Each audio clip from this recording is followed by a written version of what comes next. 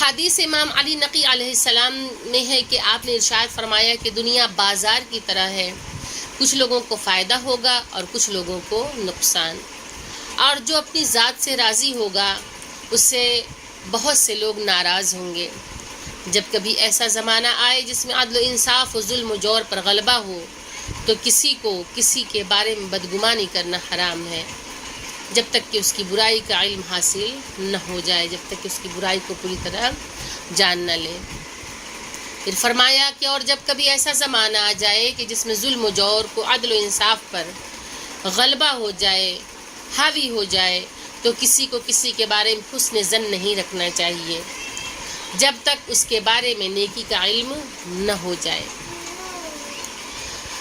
پھر ارشاد فرمایا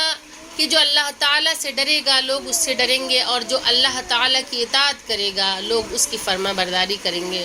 اور جو اللہ تعالیٰ کی، اور اس کے بعد فرمایا کہ جو اللہ تعالیٰ کی اطاعت کرے اس کو مخلوق کی ناراضگی سے نہیں ڈرنا چاہیے، لیکن جو اللہ تعالیٰ کو ناراض کر دے اس کو یقین رکھنا چاہیے کہ مخلوق اس سے ضرور ناراض ہوگی، کیونکہ جس کے دل میں خدا کا خوف ہوتا ہے، جس کے دل میں اللہ پہ اعتماد و یقین و بھروسہ ہوتا ہے، اس کے دل سے اللہ دنیا کے تمام خوف نکال دیا کرتا ہے۔ لیکن جو خدا کے علاوہ باقی سب کسی اور چیز سے اگر ڈرتا ہے تو اللہ جو خدا سے نہیں ڈرتا، پروردگار عالم، پھر اسے دنیا کے بھروسے ہی چھوڑ دیتا ہے۔ اس کے بعد آپ نے ارشاد فرمایا کہ اس وقت کو یاد کرو جب تم اپنے اہل و عیال کے سامنے پڑے ہوگے، اس وقت نہ کوئی ڈاکٹر تم کو موت سے بچا سکتا ہے اور نہ کوئی دوست تمہارے کام آ سکتا ہے۔ اگر کوئی ایسا کام کرے جس کا صمیم قلب سے موافق نہ ہو تو اللہ تعالیٰ اس عمل کو قبول نہیں کرے گا، بس وہ تو وہی عمل قبول کرتا ہے جس میں خلوص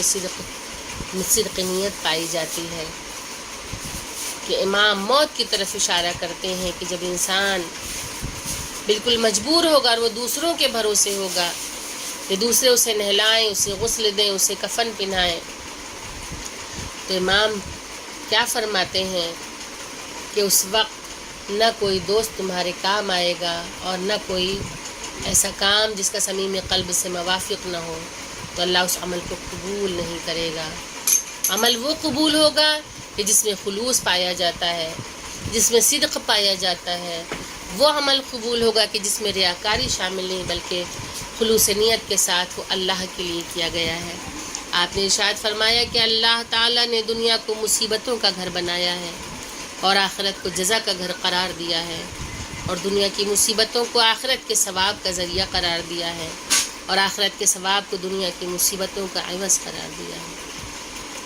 آپ نے ارشاد فرمایا کہ خود پسندی طلب علم سے روکتی ہے اور انسان کی پستی و جہالت کا باعث بنتی ہے۔ انسان کی عزت و شخصیت دنیا میں مال سے ہے اور آخرت میں اعمال سے ہے۔